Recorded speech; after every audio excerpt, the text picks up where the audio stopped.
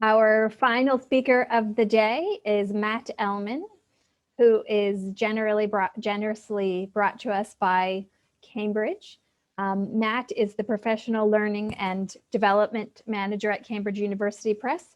He designs and delivers teacher training for teachers, institutions, and ministries of education all over the world. And today he is going to be talking to us about teacher leadership by looking at practical ways that we can make a lasting impact on our students and organizations as teachers. So welcome, Matt. Hi, Sarah. Thanks a lot. Hi, everyone. Thanks for joining, and thanks for the invitation to speak at your conference. I hope you're enjoying the day. So as Sarah said, we're talking about teacher leadership, which might be a new concept for many of you. I hope if you haven't heard of it before, then by the end of the talk, you'll be encouraged to find out more and to kind of discuss it with others in your staff room.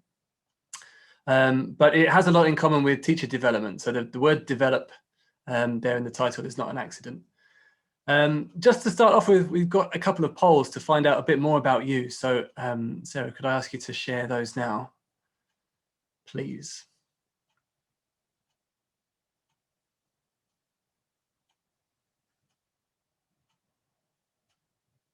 Brilliant, thank you.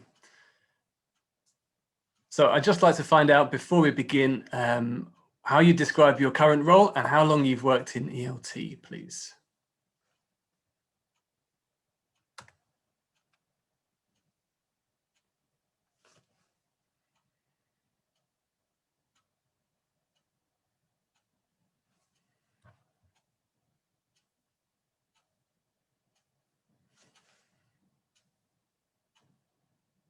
Okay, and when the answers have come in, could I ask you to share them with us, Sarah?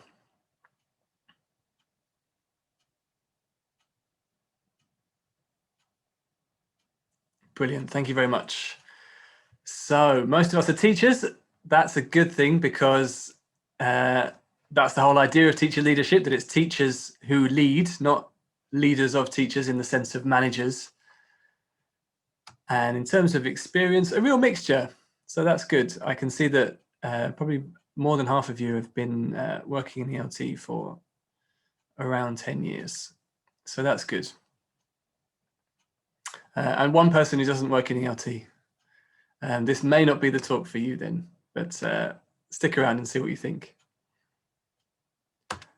All right, so teacher leadership is something that's been around for a while, but it's kind of gaining ground now, particularly in North America. And that's where I'd like to begin. So this is the city of Toronto in Ontario, in Canada. And as Sarah mentioned there, just when she introduced me, I do a lot of work with ministries of education in various countries around the world. And what usually happens is that the ministry has a pot of money that they want to spend on teachers, or that they have to spend on teachers. Somebody has an idea about what they want to do with it. I don't know, maybe they want teachers to focus on technology or making their lessons more communicative or something like that. And so they put together a program and then offer that to teachers. And when I say offer, quite often they're kind of gently forcing teachers to take that program, whether it's right for them or not. And of course, for many of those teachers, it's not. It might be the right fit for a minority, but for many teachers, it's not of interest. It's not relevant to their, the kinds of issues that come up in their classroom. Maybe they're too experienced. They've seen it all before. Those kinds of problems come up. So what's interesting about Ontario is that the Ministry of Education there was aware that this was an issue, and so they decided to partner with the Teachers Association in the state of Ontario to decide what to do. And they came up with something that they call the Teacher Learning and Leadership Program, TLLP. So if you want to find out more about this, then there's loads of stuff online, because they were very happy with it and promoted it with lots of glossy brochures. But essentially, TLLP involved the Ministry of Education in Ontario providing resources to teachers around the state who applied because they had a project that they wanted to run in their school. So anybody could apply, any teacher could apply, and potentially get some funding or some support, some kind of mentorship support, to help get a project off the ground in their own school. And because teachers were doing it based on, they were doing it in a local area, just in their own school, or maybe even in their own department of the school, it was tailored to their needs and tailored to the teachers there on the ground. So this started in 2007, and by 2012, 5 years into the program, more than 300 projects had been funded across the state.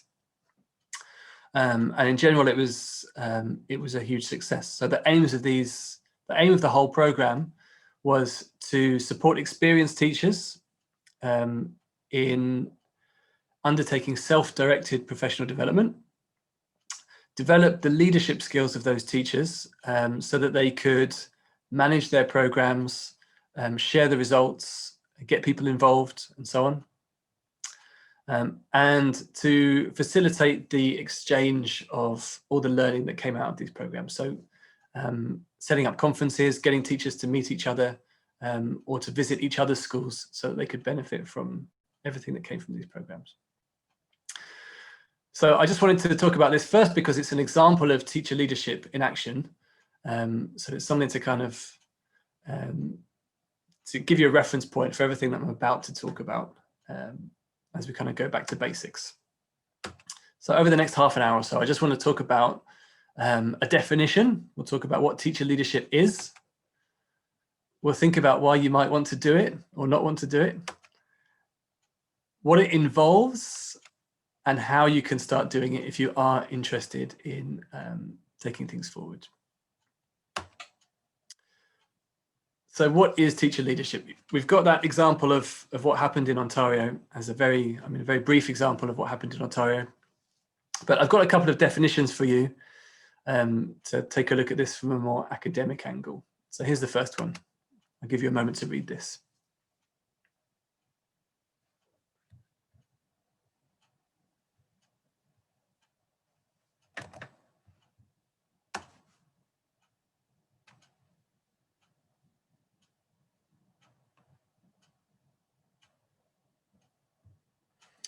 Okay, I would draw your attention to the final part there, that the aim is increased student learning and achievement. And that's always true of teacher leadership.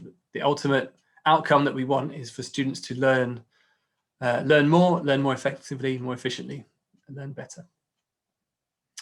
And here's the second definition.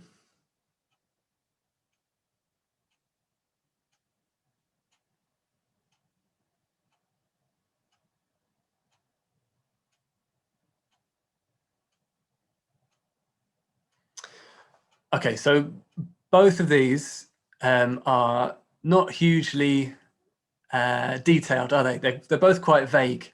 And one reason for that is that teacher leadership will take different forms depending on the individual characteristics of the school or the classrooms where it's being done. So we know that all classrooms are different, all schools are different, all teachers are different. And so teacher leadership inevitably looks quite different in different schools. So in a way, we have to be a bit vague about what it looks like, but we can pull out some key themes from both of these definitions. So here they are again, and here I'd like you to get involved in the chat box and see if you can identify the missing words. These are the two definitions that you've just seen. So I'm checking if you're awake. What are the missing words? Answers in the chat box.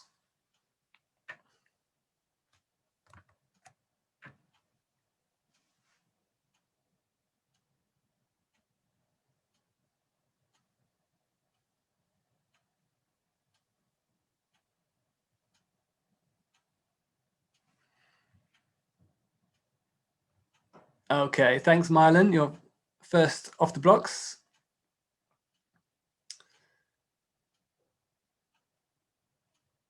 Okay, so we've got the word influence coming up.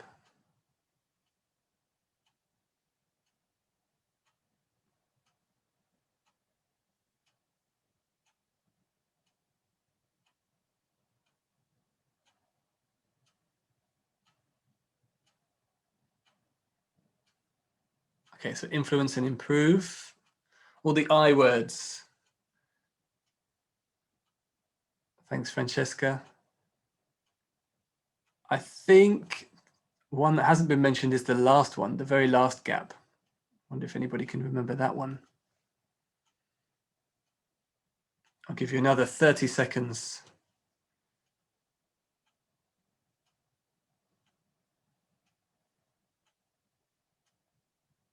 Okay, well done, Angela and Maria. Fantastic. So I think we've got all of them now. Let's go through these and just kind of pick out why these might be the key themes. So I'll reveal all the answers first and then we'll discuss them.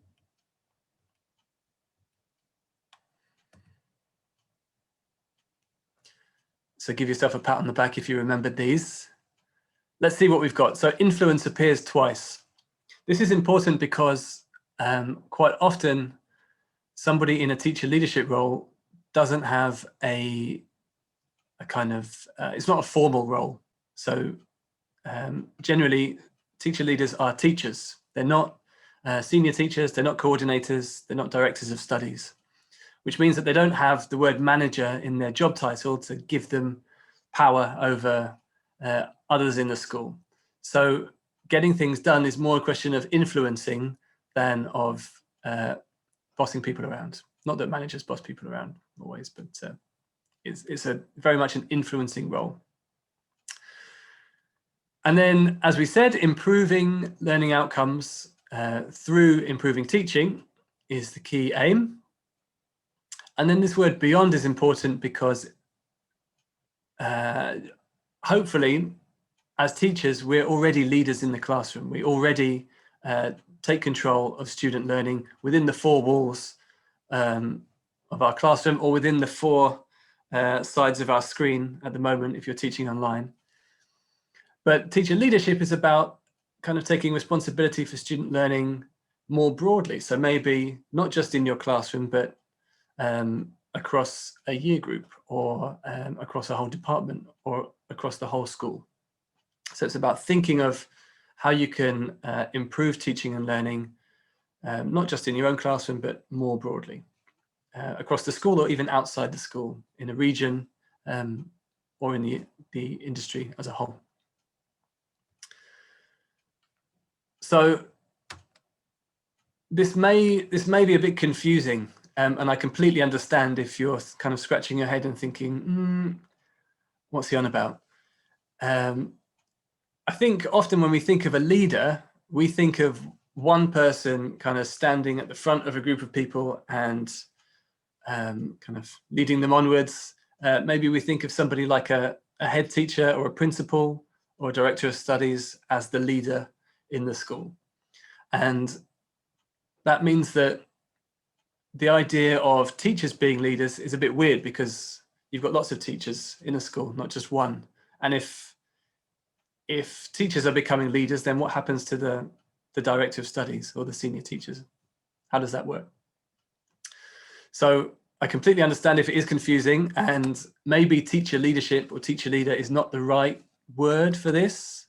This has been raised by a few people, but unfortunately, this is just the way that the academic community, I guess, describes this whole phenomenon. But a slightly different way of thinking about it, or a more helpful way of thinking about it, might be through this term, improvement through empowerment. So we're trying to empower teachers in the way that Moyes and Harris explain here. I'll just give you a moment to read this quote.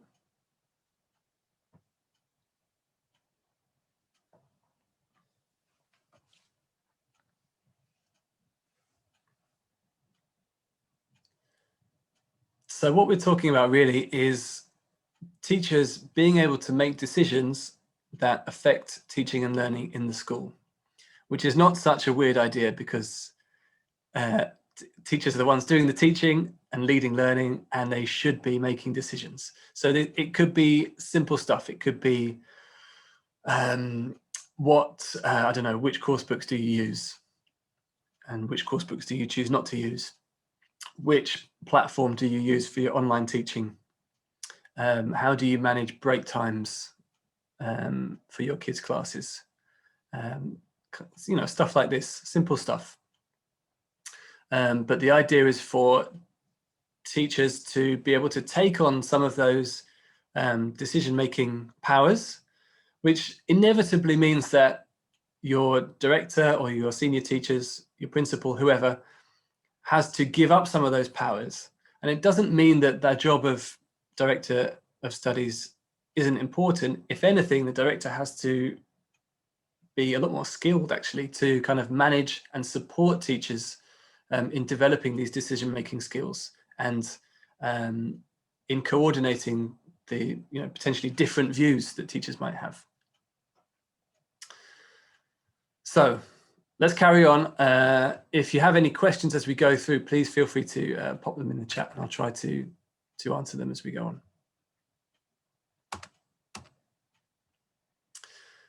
So to recap, this is a role that is informal, that teachers take on, that is probably not hugely easy, and you don't get paid any more money to do it. So why would you want to do it? I'm going to ask you to brainstorm this and give me a few answers in the chat box. Can you think of any reasons, any benefits to taking on the role of teacher leader? I'll give you a minute just to give me some ideas.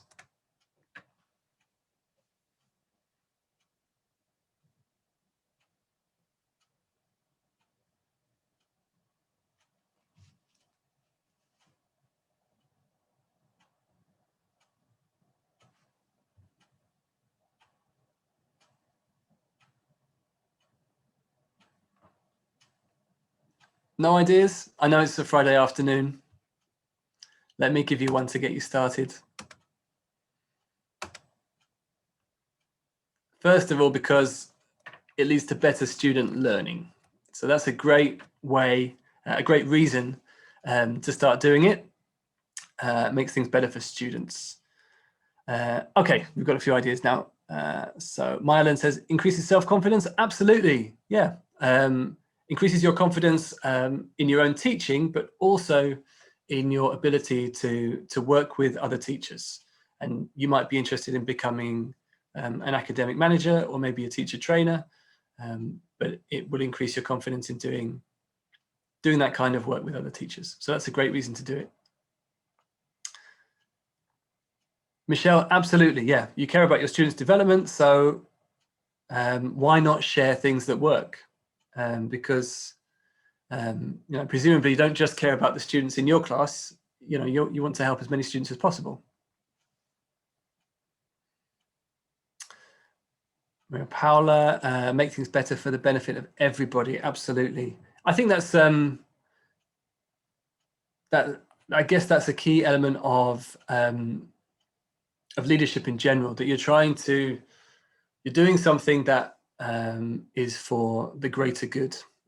It's for public benefit, or for the benefit of students and teachers. We had a few more. Peer reflection, Teresita says, yep, absolutely.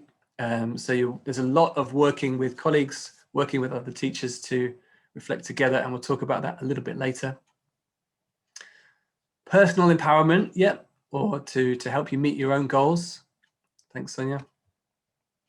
And absolutely, promotion of teamwork. So sometimes as teachers, we can be isolated or kind of separated.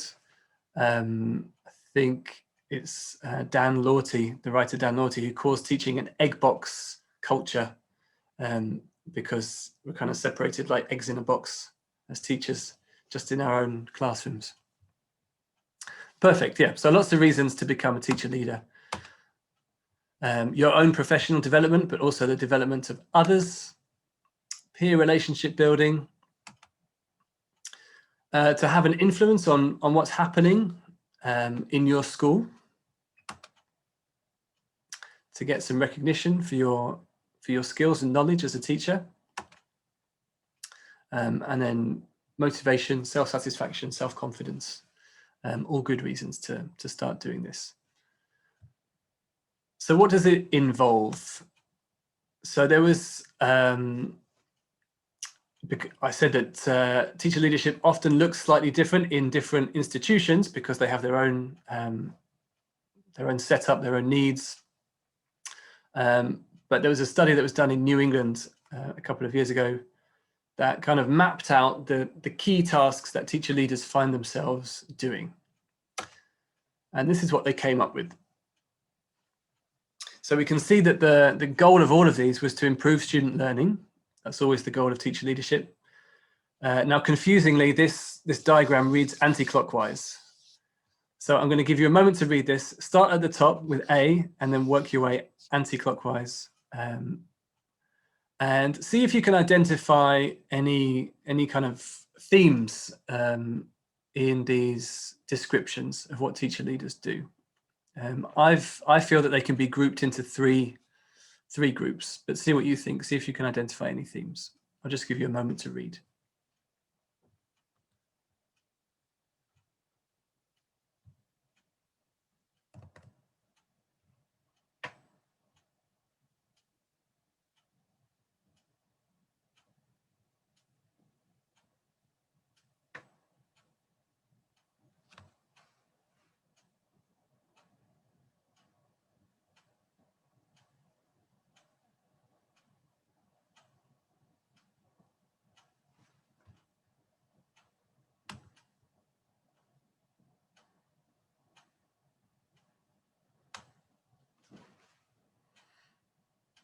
Okay, so there are three levels, if you like, here.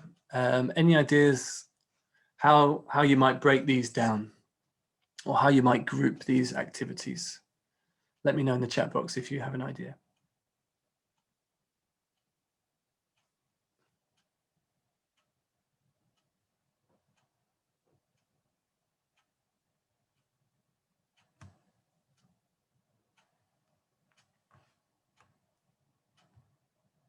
Fantastic. Thanks a lot, Michelle. You win. If I had a prize, you would win it. Sadly, I don't have a prize. But give yourself a pat on the back. So I think that we can break these down into leading in the classroom. So the teacher kind of taking responsibility for improving things just within their own class. Leading in the school, so taking that a step further and working with teachers in the school to improve things. And then finally, I've called it the community, but it could be the kind of school community, parents of students in the school, or it could be more widely in the teaching community or the language teaching community. Yeah, and Maria Paola's got the same. Francesca, empathy and play. That's interesting.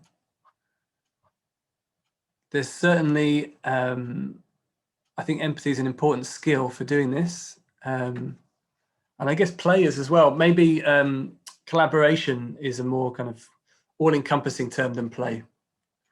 Sometimes it's just, I was going to say, sometimes it's just work, not play. But doing things with others, that's the key thing. So let's talk about that now. How can you start doing it? And what might this look like in your own institution?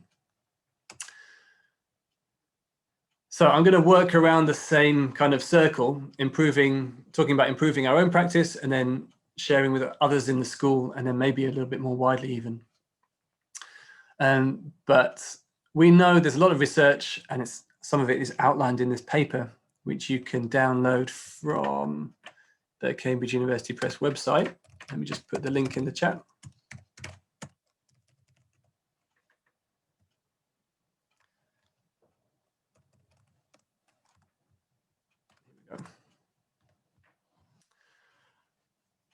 So there's a lot of research to indicate that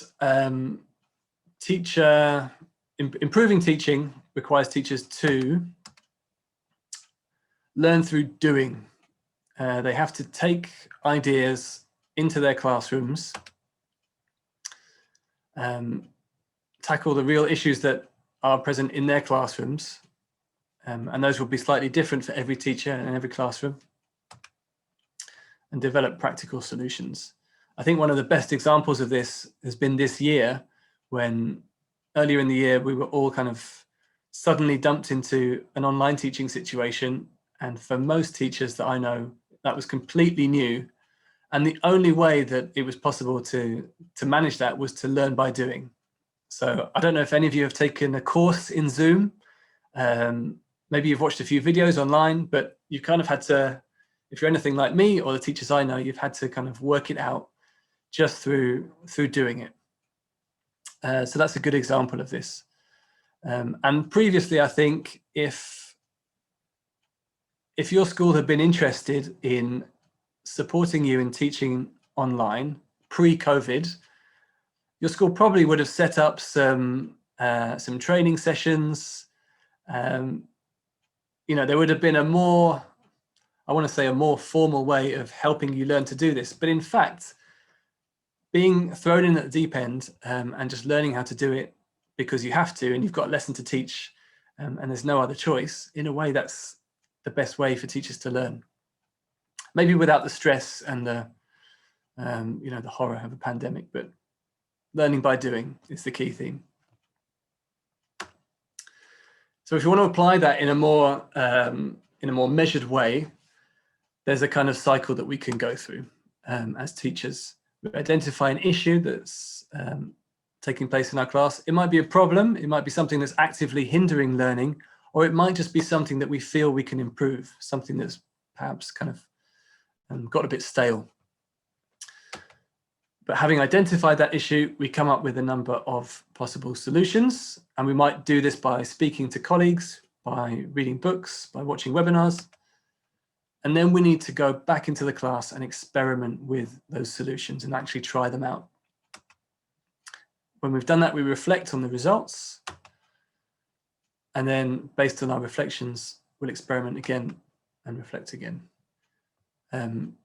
So I'm sure this won't be new for many of you. You might recognize this kind of cycle from Kolb's cycle of experiential learning, or Penier has a similar cycle of reflective practice. But sometimes when I say reflection, it's not always clear. It's not clear to everybody what reflection entails or what we're talking about. So just to be clear, could you just complete this sentence in the chat box? What is reflection for you? What does this mean for you? What do you do if you reflect? Do you reflect? Maybe you don't.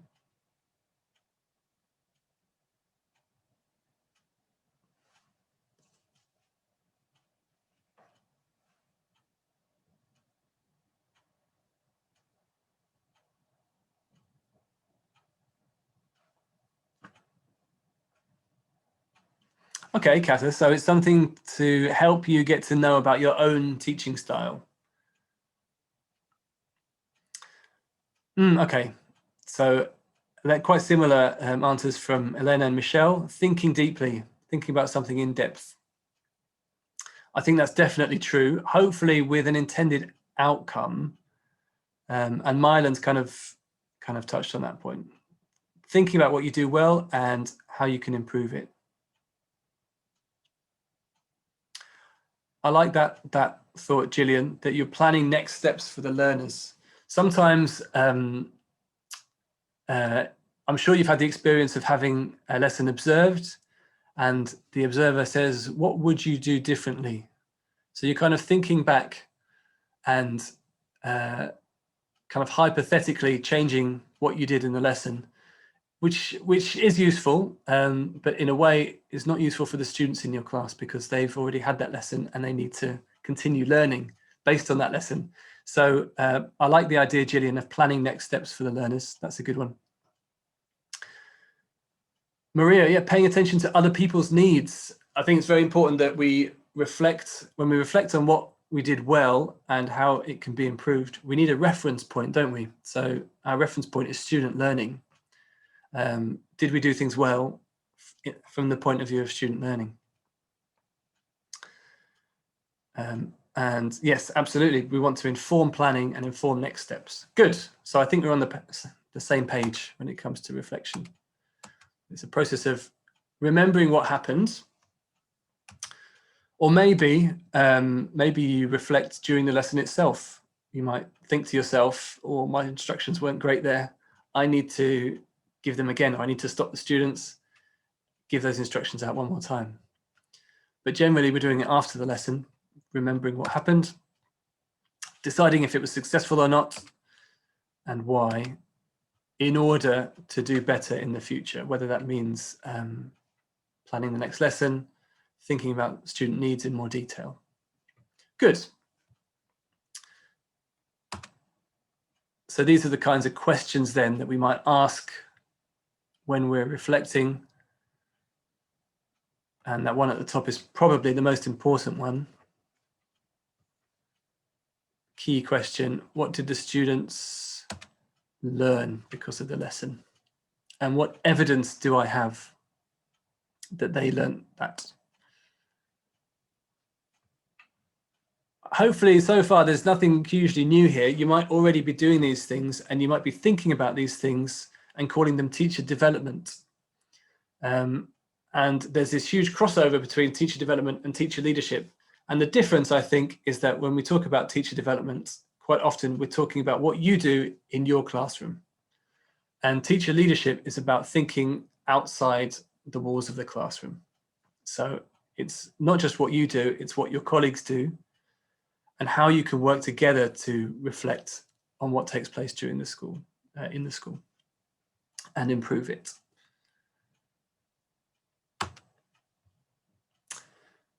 So that key element of collaboration between you and your colleagues is very, very important. And we know that it's a key pillar of successful school improvement.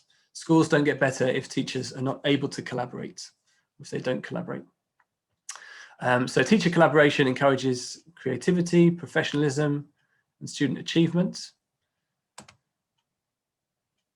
And it also improves the ability to initiate and implement change if the right school culture is there.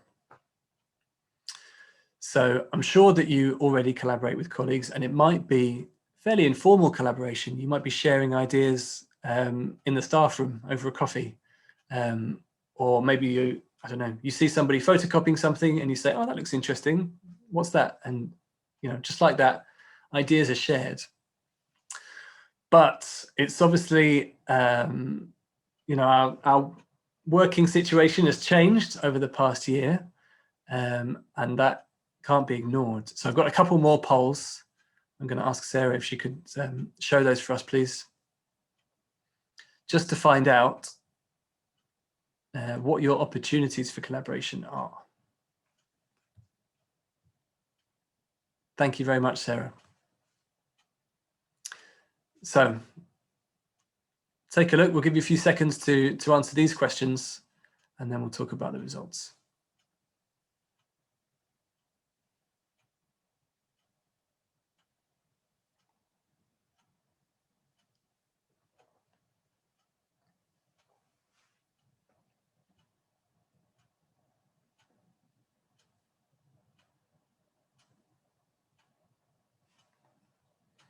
So comparing pre-COVID times with now, and when you feel that everyone's participated, I'll ask you to share the results, please, Sarah.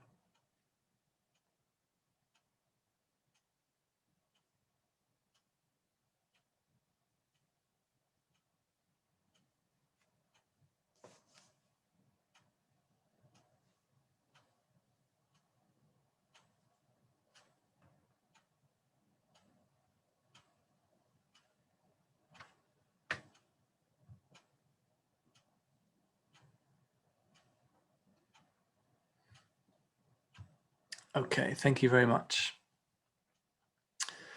So pre-COVID, you might have spoken to 3 to 5 colleagues, and now it's just 1 to 2. Yeah, I'm not surprised. And that's a shame, isn't it?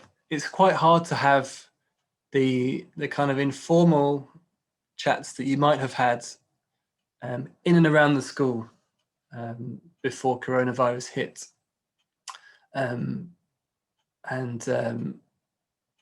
So, I mean, sometimes it's just going into the staff room, you sit down with it wherever there's a seat to start planning your lessons.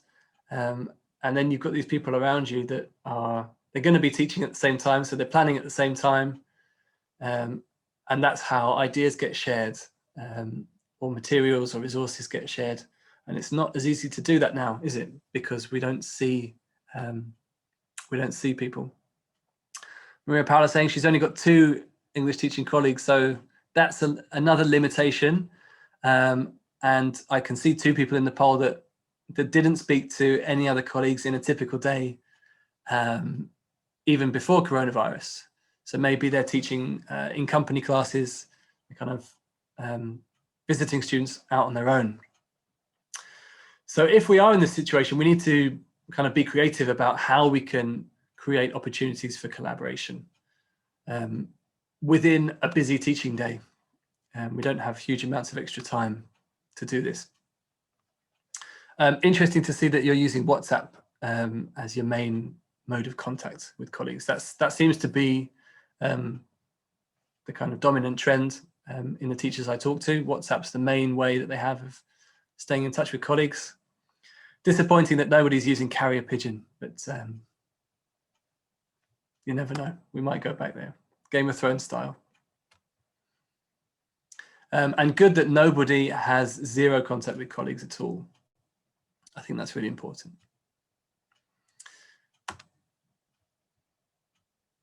So ways that you could collaborate with other teachers in your school or other teachers more widely. I've got a list here, which I'll pop up on the screen, and then we can just talk about a few of these.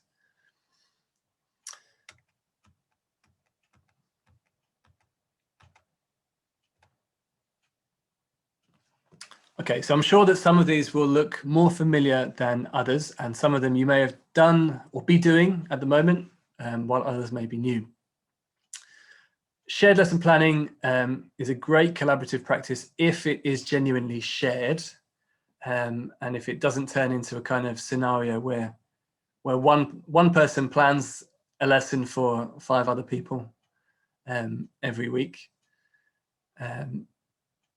It really needs time. You need that time to be able to sit down with people and talk about the lesson, talk about the materials and aims for the lesson. And that's much harder now that we're working online, or that we're spending less time in school.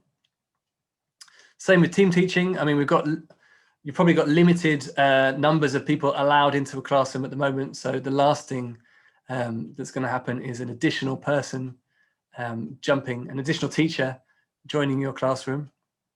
So that one's probably out for now. Peer observation, though, is possible, and I'll come back to that when we talk about video groups. Coaching or mentoring, I think that's fairly self-explanatory. Hopefully you've got some systems for doing that in school. Reading groups are a great thing. If you can set up a group of teachers that meets at a regular time, at regular intervals. This, I think, is something that we can be doing now, even with COVID, because it doesn't take much to find some reading material. It might be an article, it could be a video, it doesn't have to be literal reading. There's plenty of videos. Check out the Cambridge University Press ELT YouTube channel for some great content, some great webinars that you could share with colleagues and then get together and discuss. And the great advantage of reading groups is that you can talk about how to implement ideas in your context, in your classrooms.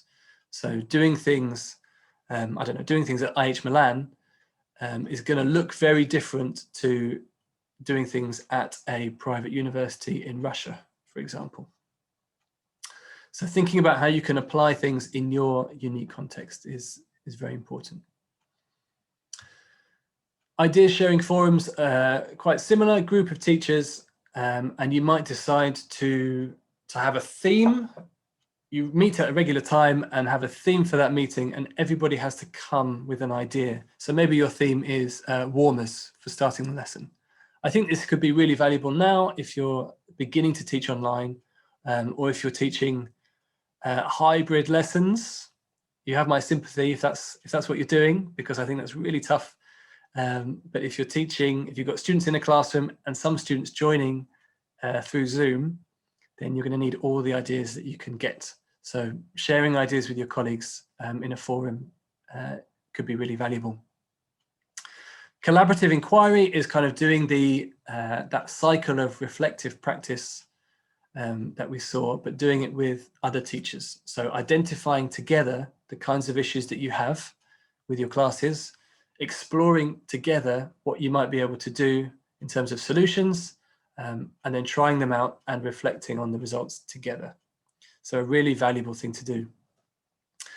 And video groups, we talked about I mentioned peer observation, but video groups are something that again has been trialed quite a lot in the United States and has been shown to be very, very effective. So what happens is that teachers film their classes and then they'll meet maybe every week, and one teacher will select a clip, just a short clip from one of their lessons to show the other teachers, and they'll discuss it. And it could be something that's gone really well, it could be something that went really badly, and they're looking for ideas. But it's important that the teacher has that opportunity to just select that part. And I think this is something that could be, it's probably easier than ever. If you're teaching through Zoom, then it's quite easy to record your lesson and just share a short snippet to discuss with colleagues. But just to finish, I want to talk about critical incidents, because this is new for most people when I mention it. And it's a really, really useful practice, collaborative practice, something to do with other teachers. So here's how it works. That a group of you, could be 3 to 5, or whoever is available, if you don't have a huge number of teachers with you, like Maria Paula, monitor your teaching for a specific period of time and prepare accounts of incidents that you experience. Now, these incidents could be quite dramatic things. I don't know, it could be, I don't know, a fight in your classroom. Hopefully that never happens, but something dramatic like a fight in your classroom, or it could be something completely unremarkable, something that you wouldn't even think of as an incident because it happens so often. I have an example for you in a moment. But the idea then is that you meet with other teachers and you share these accounts, and there are ways that you can analyze them in order to learn more about your own beliefs about teaching, and how your beliefs influence what you do in the classroom. Let me give you an example.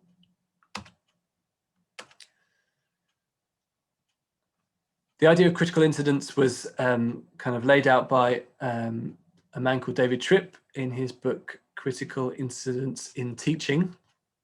So this is an example from the book, and you can see it's one of those examples that is completely, there's nothing special about this. It wouldn't stand out. But he suggests that we can think about these kinds of events in the classroom to learn more about our underlying beliefs around education and teaching. So Mary raised her hand and asked to sharpen her pencil. Why is this of interest? Well, it's the way that she's supposed to ask the teacher if she can do that.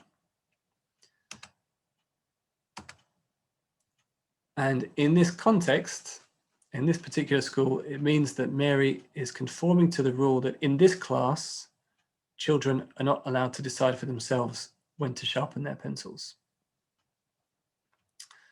I mentioned this to my wife, and she said that she has a vivid memory of being shouted at by a teacher when she was in school, because it was her first day at high school. She got up to do exactly this, to sharpen her pencil, and the teacher shouted, "Where are you going? Sit down." Because just like this class, there is a rule that children are not allowed to decide for themselves when to sharpen their pencils. And then thinking more broadly then, kind of generalizing, taking that theme of teacher leadership, of thinking outside the walls of the classroom, this is an example of the limits to student autonomy, initiative, and responsibility that exist in schools. And then we think, as teachers, do we agree with this? Are we happy with this? Does this conform with my beliefs as a teacher? And the outcome in this case for David Tripp, the author of the book, was that he felt that students should be more responsible for their behavior in school.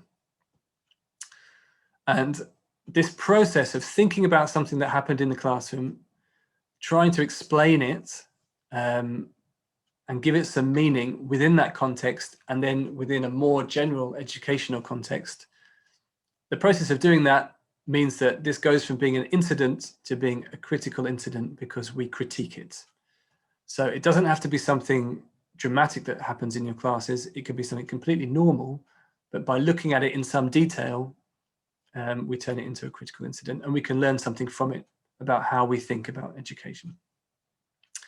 So this was just one example, but there are other examples in the book. For example, there's one where a teacher has students lining up outside the classroom, and one of those students, who she knows is a difficult student, spits on the floor at her feet, and she has to decide what to do.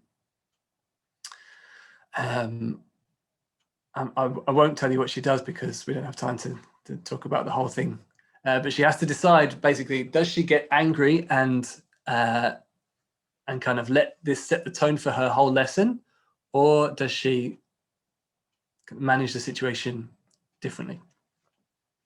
There's another example where a boy has been, the class is having a discussion, then the discussion moves on, and maybe 10 or 15 minutes later, a boy who doesn't normally talk in this class raises his hand, and he says something in relation to that previous discussion. And the teacher just reacts on the spot and says, why have you said that now? We finished that discussion ages ago. And he goes through this process of analysing the critical incident and thinks very carefully about why he reacted that way, what he could have done differently, what it says about his beliefs as a teacher, and maybe about the culture of his school. So there are a few techniques that we can use to analyse these incidents and have this discussion with colleagues.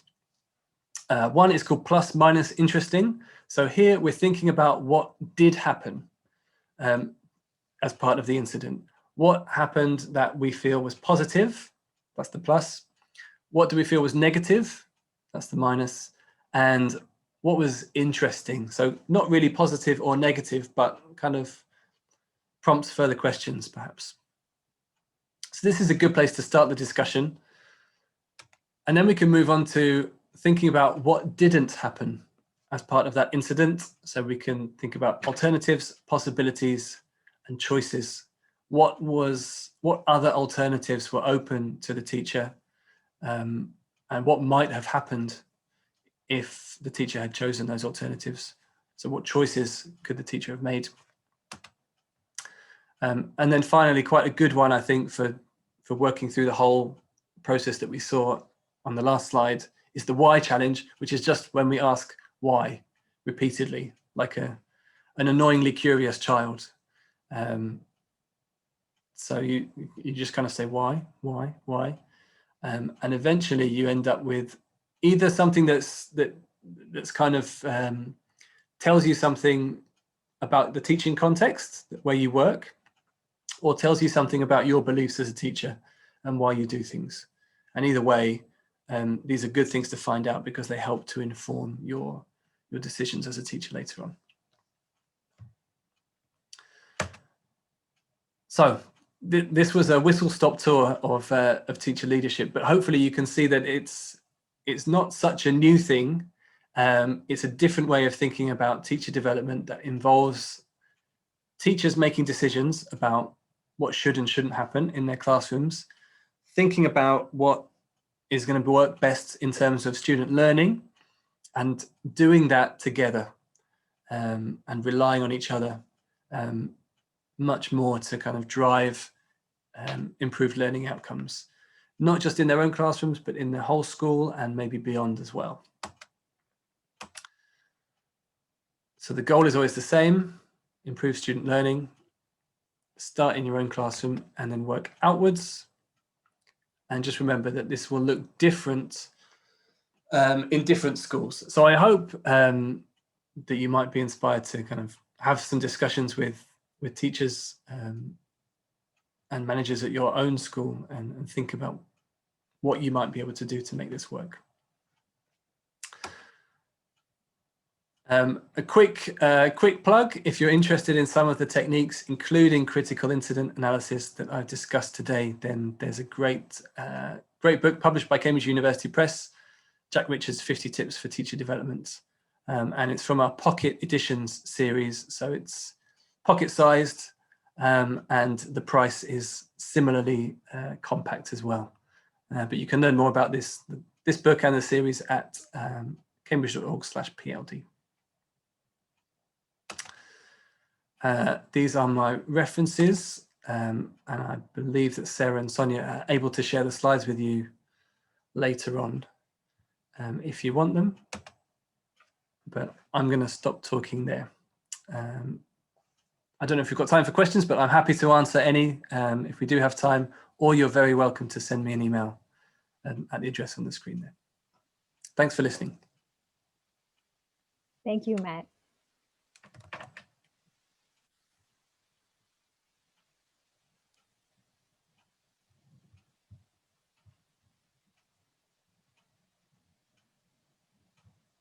Lots of thank yous in the chat box, Matt. Always nice. Again, I really found the critical incident framework very interesting again, and just thinking about all the different contexts that you can apply that to, not just teaching, but a reflective practice in, you know, in management, in parenting, in so many different. Yeah.